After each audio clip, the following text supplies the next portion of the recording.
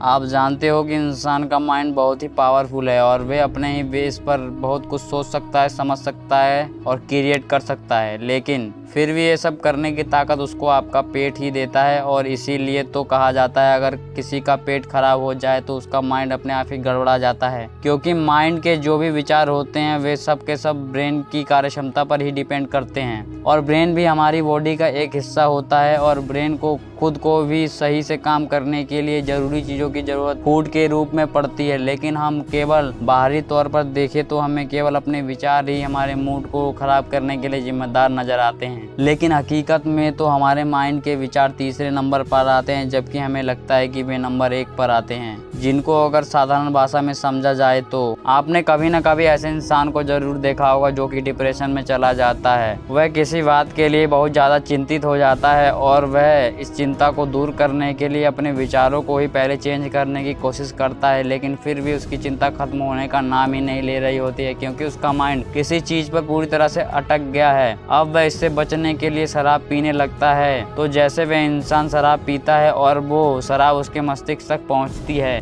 और बहुत सी chemical reaction करती है, जिसके कारण उसके माइंड के विचार भी ठहर जाते हैं, भले ही ये कुछ टाइम के लिए ही हुआ हो, और उसका मूड भी साथ ही चेंज हो जाता है। इस प्रकार देखा जाए तो पहले उस इंसान ने नशा किया जो कि उसके पेट में गए और फिर वह उसके पेट से उसके ब्रेन तक पहुंची, फिर उसके अकॉर्डिंग ही उसके माइंड के विचारों में बदलाव आ गया। क्या वह विचार पूरी तरह से चेंज हो गए या फिर कुछ समय के लिए ही ठहर गए और उसका मूड भी पूरी तरह से चेंज हो गया। और अब इस प्रकार देखा जाए तो हमारा पेट ही हमारे मूड के लिए जिम्मेदार होता है, और अगर इससे भी एक कदम आगे जाया जाए तो पेट से पहले भी हमारे द्वारा खाया गया फूड ही हमारे मूड को कंट्रोल करता है। और अब यहीं से सबसे बड़ा क्लू भी हमें मिल जाता है कि जिस तरह का फूड हमारे मूड को पूरी तरह से सेट करता है, इसलिए हमें केवल उसी तरह के फूड को खाना चाहिए जिनको खाने से हमारा पेट और मूड दोनों सही रहते हो। सबसे बड़ी बात वह हैप्पी हार्मोन जिसको हम सेरोटोनिन